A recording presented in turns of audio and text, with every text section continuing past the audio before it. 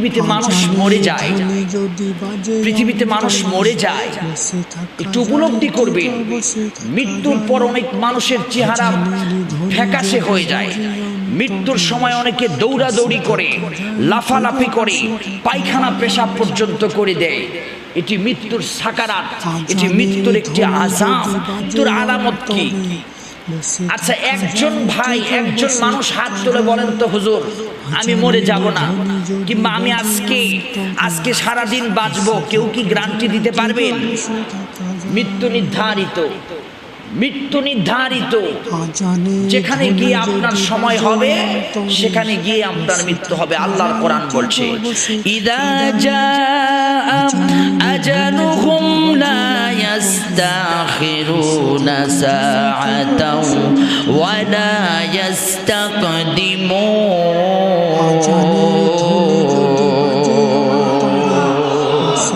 আল্লাহ বলছে, ইদা জাআ আজালুহুম লা ইয়াস্তাখিরুনা সাআতাও ওয়া লা ইয়াস্তাকদিমুন। যখন তোমার সময় হয়ে যাবে, এক সেকেন্ডও তোমাকে ছাড় দেওয়া হবে না। তাহলে যে মৃত্যু আমার নিশ্চিত হবে, সেই মৃত্যু ভালো মৃত্যু হওয়ার দরকার আছে না নাই? 5টা স্টেপ আছে। তারপরে আমাদেরকে জান্নাত কিংবা জাহান্নাম, তার মধ্যে একটা স্টেপ হচ্ছে কবরের জগৎ। আমার কবর যদি ভালো হয়ে যায়, কবরের জীবন যদি আমার ভালো হয়ে যায়, তাহলে আমি আল্লাহর জান্নাতের মেহমান হয়ে যাব। জোরে বলেন সুবহানাল্লাহ। পৃথিবীতে মানুষ মরে যায়, পৃথিবীতে মানুষ মরে যায়। একটু উপলব্ধি করবেন, মৃত্যুর পর অনেক মানুষের চেহারা ফ্যাকাশে হয়ে যায়। মৃত্যুর সময় অনেকে দৌড়াদৌড়ি করে, লাফালাফি করে, পায়খানা পেশাব পর্যন্ত করে দেয়। এটি মৃত্যুর সাকারাত, এটি মৃত্যুর একটি আযাব। রাসূল করিম সাল্লাল্লাহু আলাইহি সাল্লাম বলেছে, তোমরা মৃত্যুর আযাব থেকে তোমরা রক্ষা পাবা না। কারণ আমি রাসূল করিম সাল্লাল্লাহু আলাইহি সাল্লাম মৃত্যুর সময় যে কষ্টটা, আমাকে ন্যূনতম খুব কম কষ্টে আমার জান বের করেছে। কিন্তু মুমিন যারা হবে, ঈমানদার যারা হবে, মৃত্যুর সময় তার জান কবজ করা হবে এমন ভাবে সে টেরও পাবে না। পিঁপড়া যেমন কামড় দিলে লাগে, তার চাইতেও কম লাগবে মুমিন ব্যক্তির হৃদয় থেকে রূহ বেরোতে। জোরে বলেন সুবহানাল্লাহ। কি কি আলামত দেখে বুঝবেন আপনি ভালো মানুষ? সে পৃথিবী থেকে চলে গেল। কত মানুষই তো যায়। করোনা ভাইরাসে কত মানুষ বিদায় নিল, কত মন্ত্রী বিদায় নিল, কত এমপি বিদায় নিল, কত ক্ষমতাশালী দাপট পৃথিবীতে তারা বিদায় নিল। আমিও তো চলে যাব, কিন্তু আমাকে ভালো মৃত্যুর জন্য কি করতে হবে? আজকের আলোচনা সেটি। ভালো মৃত্যুর 1 নাম্বার আলামত হচ্ছে মানুষটি জান্নাতি। তার 1 নাম্বার আলামত বুঝবেন কেমন করে? সে 1 নাম্বার আলামত হচ্ছে, হাদিস থেকে বলছি, 1 নাম্বার আলামত হচ্ছে মানুষটি যখন মৃত্যুবরণ করবে, তখন মানুষটি বলবে লা ইলাহা ইল্লাল্লাহু মুহাম্মাদুর রাসূলুল্লাহ। বিশ্বনবী মুহাম্মাদুর রাসূলুল্লাহ সাল্লাল্লাহু আলাইহি ওয়াসাল্লাম বর্ণনা করেছেন, মান কানা আখিরি কালামি লা ইলাহা ইল্লাল্লাহ দাখালাল জান্নাহ।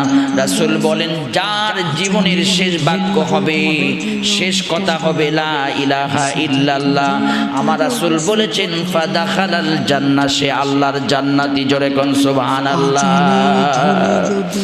বিশ্বনবী মুহাম্মাদুর রাসূলুল্লাহ সাল্লাল্লাহু আলাইহি সাল্লাম বলেন, কোন মানুষ যদি তুমি দেখো মানুষটি মৃত্যুবরণ করবে, আলামত বোঝা যাচ্ছে, কিংবা খুবই অসুস্থ, ওই মানুষের কাছে গিয়ে তুমি বসবা, আর ওই মানুষের পাশে গিয়ে তুমি বারবার করে উচ্চারণ করবা লা ইলাহা ইল্লাল্লাহ, লা ইলাহা ইল্লাল্লাহ।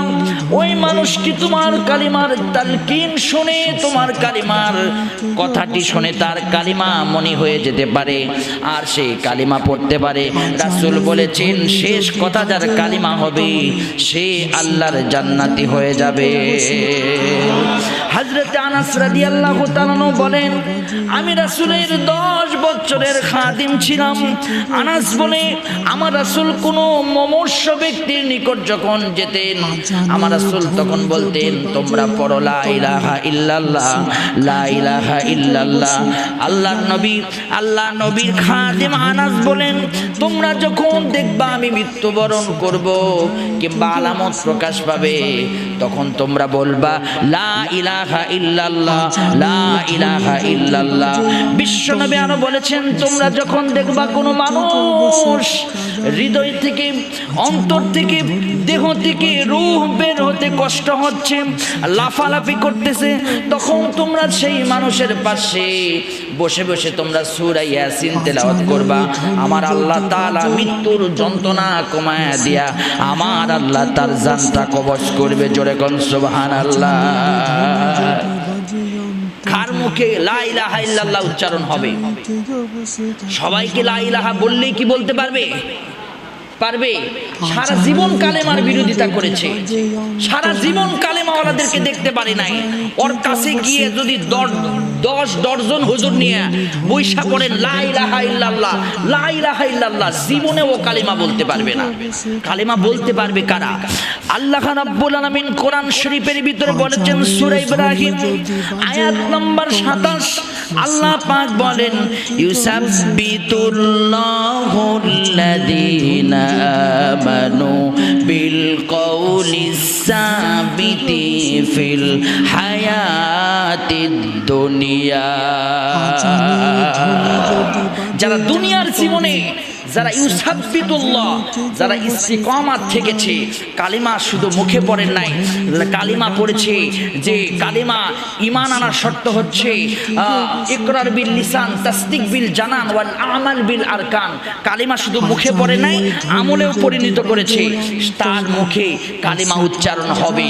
আর যারা কালিমার উপর ইস্তিকামাত থেকেছে, কালিমার জন্য জীবন দেওয়ার প্রস্তুতি নিয়েছে, তাদের মুখেই কালিমা উচ্চারণ হবে, আর তাদের মৃত্যুই হবে শাহাদাতি মৃত্যু। জোরে কোন সুবহানাল্লাহ।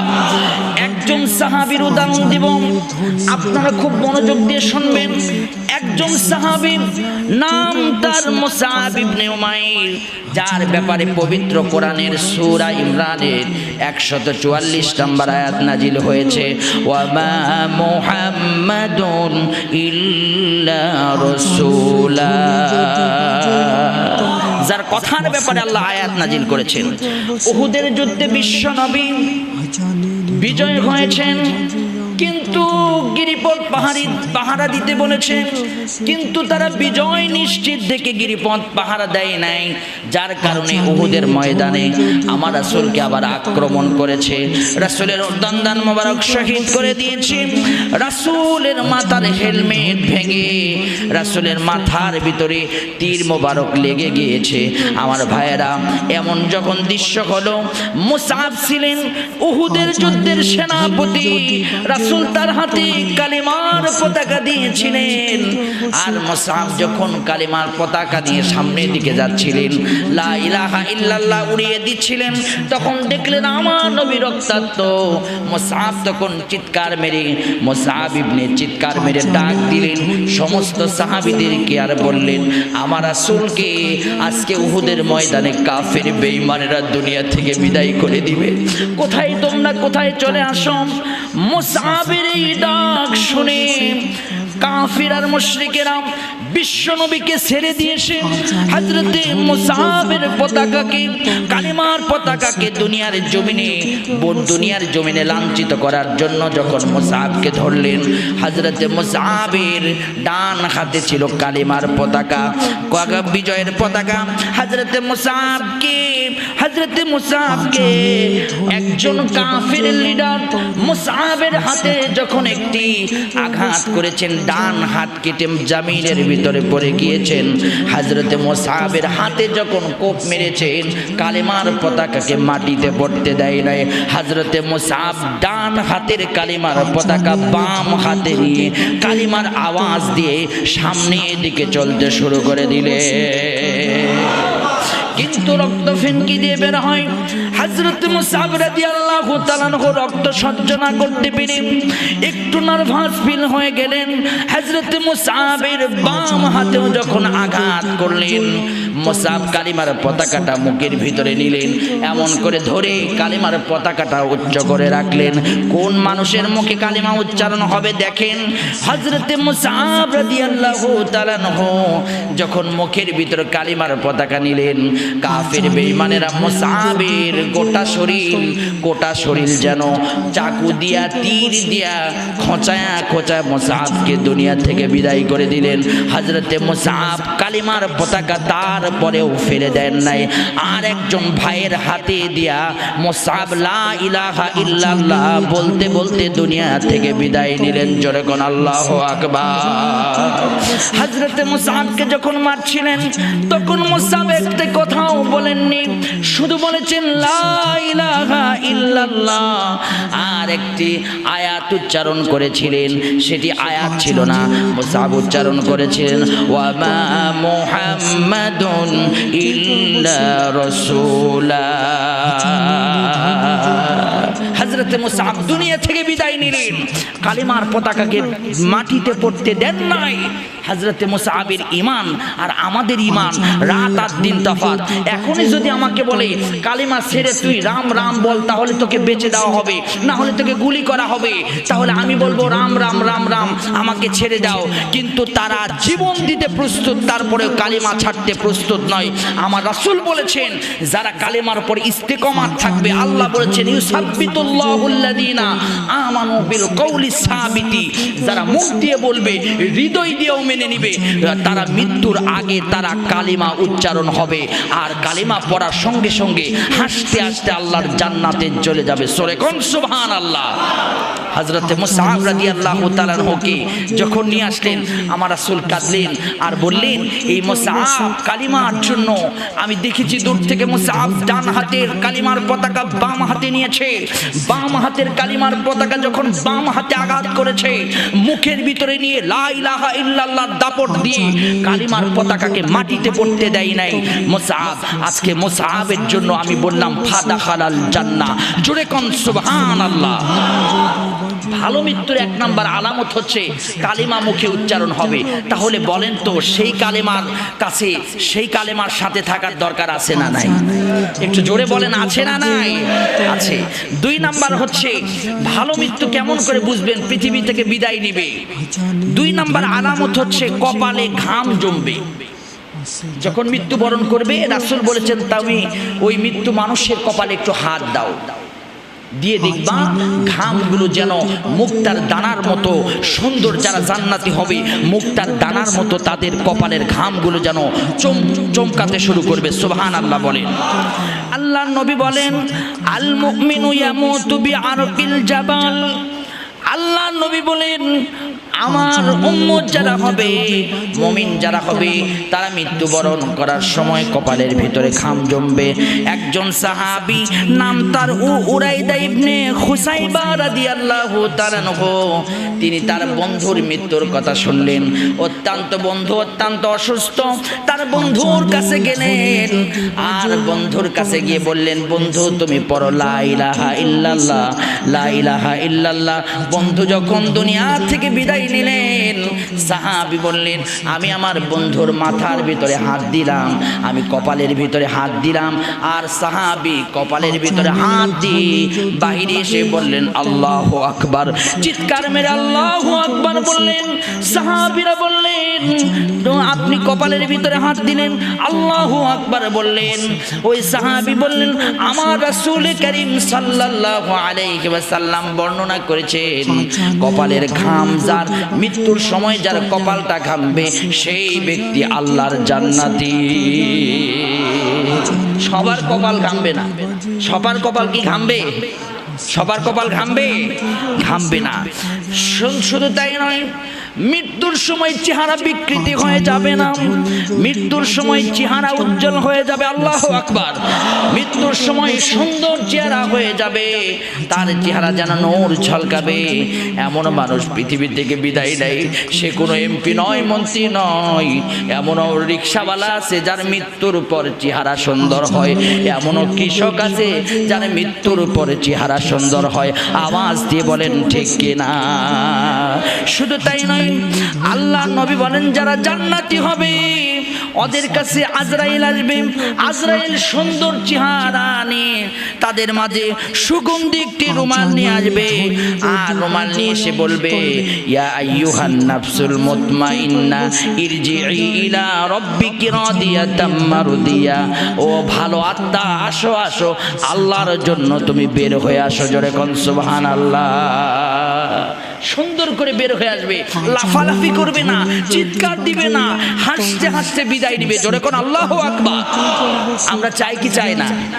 এইরকম মৃত্যু চাই কি চাই না? আল্লাহ আমাদের মৃত্যুর পরে আমাদের চেহারাটা সুন্দর করে দিও। জোরে কোন আমিন। আল্লাহ মৃত্যুর সময় আমাদের মুখে কালিমা জারি করে দিও। জোরে বলেন আমিন।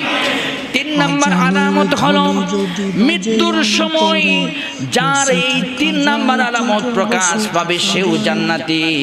রাসূল বলেন জুমার দিনে যে মানুষটা মৃত্যুবরণ করবে, জুমার রাত্রি কিংবা জুমার দিনে, সেই মানুষটা বুঝবা আল্লাহর জান্নাতি। শর্ত আছে, শর্ত আছে। জুমার দিনে মরছে আর জান্নাতি বানায় দিয়েছেন তা হবে না। দেখতে হবে ঈমানদার না বেঈমান, মুনাফিক না মুসলমান, ও কালিমার পক্ষের শক্তি না কালিমার বিপক্ষের শক্তি, এটা দেখতে হবে, বুঝতে হবে। জুমার দিনে মরছে আর আপনি বলছেন হুজুর ওয়াজ করছে জুমার দিন মরলেই জান্নাতি, আপনি ডাইরেক্ট ঘোষণা দিয়ে দিলেন জান্নাতি। না, ওর কালিমার দৌড় কতটুকু এটি দেখতে হবে। যদি কালিমার উপরে ইস্তেকামাত থাকে, মুমিন, এটি মুমিনের মৃত্যুর আলামত বলতেছি, সে আল্লাহর জান্নাতি। জোরে বলেন সুবহানাল্লাহ। মুসনাদে আহমদ, দলিল দিব মুসনাদে আহমদ থেকে বলছি, রাসূল বলেন মা মিন মুসলিমু ইয়ামুতু ইয়াউমাল জুমআ ইয়াউমিল জুমআতি আও লাইলাতিল জুমআ ইল্লা ওয়াকাহুল্লাহু ফিতনাতাল কবর। রাসূল বলেন এই জুমার দিন এবং জুমার রাত্রি, হজের দিন এবং হজের সফর এবং রমজান মাসে এবং সফর করতে গিয়ে কোনো মানুষ যদি মৃত্যুবরণ করে, আমার রাসূল বলেছেন আল্লাহ পাক তার কবরের আযাব মাফ করে দেয়। এমন মানুষ আছে না যে হজ করতে গিয়ে দুনিয়া থেকে বিদায় নিয়েছে, এমন মানুষ আছে জুমার নামাজ পড়তে এসে দুনিয়া থেকে বিদায় নিয়েছে, এমন মানুষ আছে সেজদায় গিয়ে দুনিয়া থেকে বিদায় নিয়েছে। এইরকম মানুষ যারা দেখবেন এরা আল্লাহর জান্নাতি। জোরে কোন সুবহানাল্লাহ। শুধু তাই নয়, 4 নাম্বার কথা হলো, 4 নাম্বার আলামত যেটি দেখবেন সেটি হলো যে মানুষটা দুনিয়াতে থাকতে শহীদ হবে, সেই মানুষটা আল্লাহর জান্নাতি। জোরে কোন সুবহানাল্লাহ। আল্লাহ রাব্বুল আলামিন বলেন ওয়ালা তাহসাবান্নাল্লাযীনা কাতালু ফি সাবিলিল্লাহি আমওয়াত বাল আহইয়াউ ইনদা রাব্বিহিম ইউরযাকুন।